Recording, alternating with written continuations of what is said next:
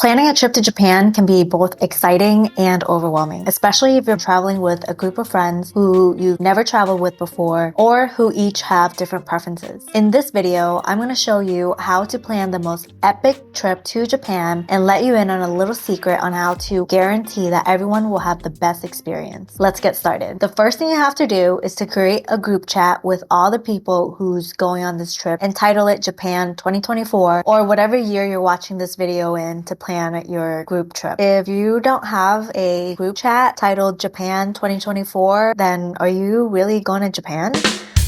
So funny, girl.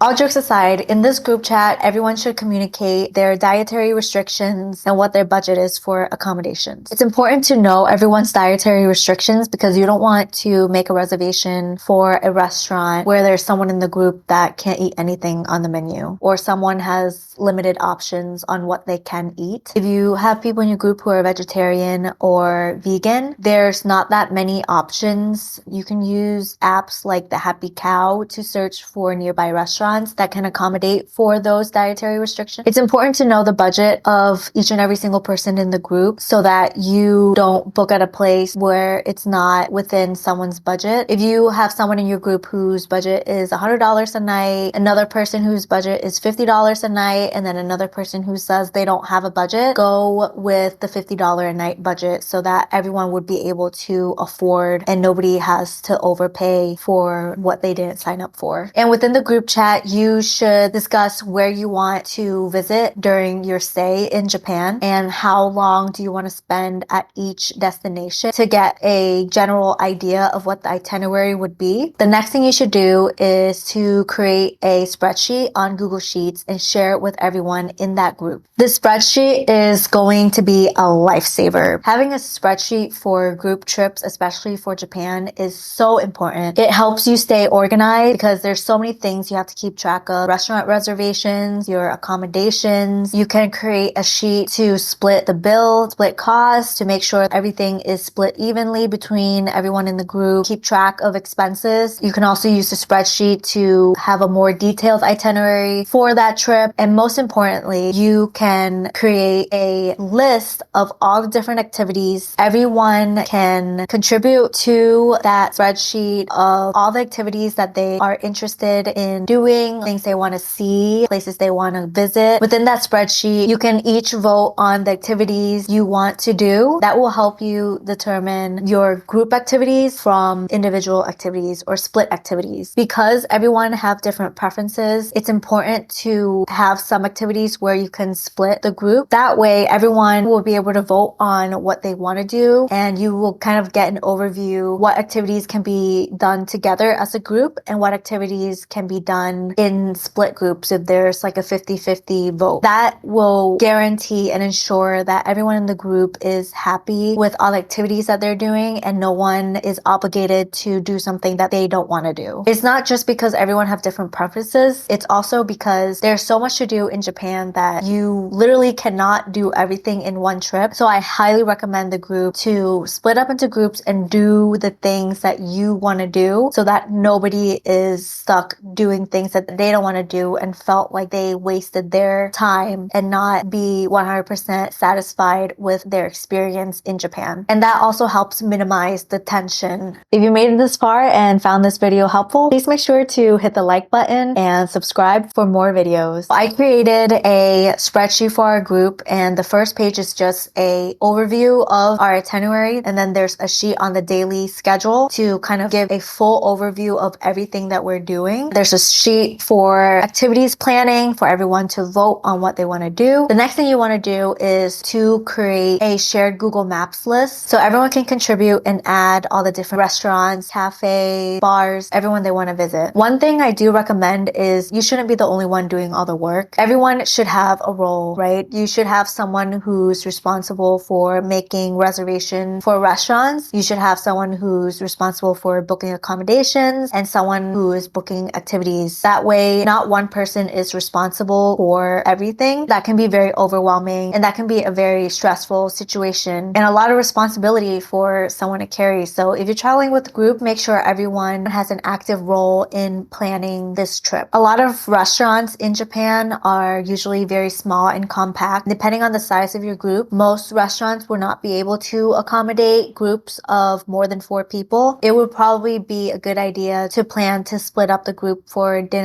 or to make reservations ahead of time to ensure there's a table available, or you would have to either queue for a very long time in order for a table to open up for your group size. I highly recommend you splitting up into groups to check out all the different restaurants in Japan because there's just so many options, and I'm sure everyone in your group has a place that is on the top of their bucket list to try in Japan. If you're splitting up into groups, make sure you stay connected, so getting multiple pocket Wi-Fi so that everyone can stay connected, or you can purchase eSIMs so everyone would be able to communicate with each other. Share your location with everyone in that group for safety reasons. And if you're getting an eSIM, as I mentioned in all my prior videos, you can use our AirAllo code for an extra $3 off of your first purchase. I'll include a link below to a template I created for planning a trip to Japan. Feel free to use it if you want. It'll have a daily schedule template. It'll have a template for everyone to document their expenses, and there's a formula built in to split the cost. There will also be a activities planning sheet and a food and drinks planning tab for anyone who's interested in all the different places that we saved. Speaking of food and drinks, you should use Tablelog to research for restaurants you want to visit. You might find a restaurant with high ratings on Google Maps, but those restaurants might be highly rated because of tourists. It might be a tourist trap, or it might be a restaurant tailored for tourists. If you want a more authentic experience, use Tablelog, which is Japan's version of Yelp. The reviews will mostly be from the locals. A lot of people make the mistake of planning way too much without taking into consideration of the travel distance, the walking time. By the end of the day, everyone would be exhausted. Schedule rest days with minimal activities so that everyone has time to recover from the previous day and recharge for the next day. These rest days is a good opportunity for you to do individual activities. Someone can cross something off their list that nobody wanted to do. And it also gives everyone time to explore sides of Japan that they wouldn't otherwise see. Japan is very safe for solo exploration. I think the experience of being in Japan alone and being in Japan with a group of friends are very different. So I highly recommend everyone to schedule low activity days where people can split up and do individual activities like go shopping, go to a cat cafe, exploring the nearby temples and shrines, and just have a quiet day to take in on the culture and take in on what Japan has to offer. You might miss out on those things if you're planning your trip strictly on group activities. For making reservations, some restaurants have online reservations, but other restaurants don't, because some restaurants are not very tech savvy, so they don't have a website or they didn't set up an online reservation system. So some restaurants only speak Japanese, so you can ask the concierge at your hotel or your Airbnb host to help you call the restaurant and make a reservation for your group. We did that when we were in Japan, no issues. It actually helped us a lot because some online reservation websites would require you to input a Japanese phone number. So if the hotel called, they can put in their number, or you can use the hotel's number when making reservations online. Manage your expectations. If this is your first trip to Japan, you should accept the fact that you will not be able to see everything. Don't try to crunch everything into one trip, especially if it's only a 1 or 2 week trip, because you'll just be in too much of a rush traveling from one place to another to be able to truly appreciate your time in Japan. Just pick a few major things you want to see. You also want to save up activities for the next time you come back. Another crucial tip is, depending on where you're going, I highly recommend you doing the research to to see all the different festivals that are going on during that time. When we went in February, it was during plum blossom season. I found out that there were plum blossom festivals, so we found temples nearby and we traveled to check out the different festivals there. If you're interested in catching a sumo wrestling match, know that the seasons are bi-monthly. So unfortunately, when we went in February, it was off season, so there wasn't any matches going on. So if that's something that you want to plan for your visit, make sure you book accordingly. Make sure you learn some basic Japanese phrases because it will go a long way. When you go to restaurants, some of the waiters might not come to you to take your order because it can be seen as being rude. Don't take it as them being rude and not giving you service or anything. It's just Japanese people respect boundaries. They wouldn't want to bother you. So just call them over and they will gladly take your orders for you. Make sure you read up on the local customs and etiquettes before you go. I actually made a video about all the essential customs and etiquette you should know about Japan. So make sure you check that out.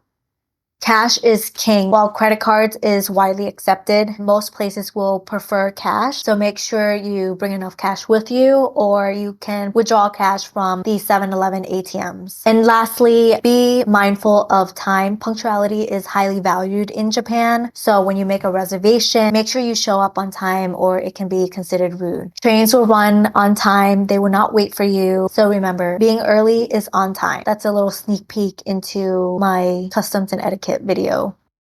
So in conclusion, planning a trip to Japan can be very stressful, but staying organized can help you immensely. Hopefully you found these tips to be helpful. Good luck on planning your next trip to Japan with your friends. I wish you the best of luck and the best time. Until next time. Peace. Peace. Peace. See you.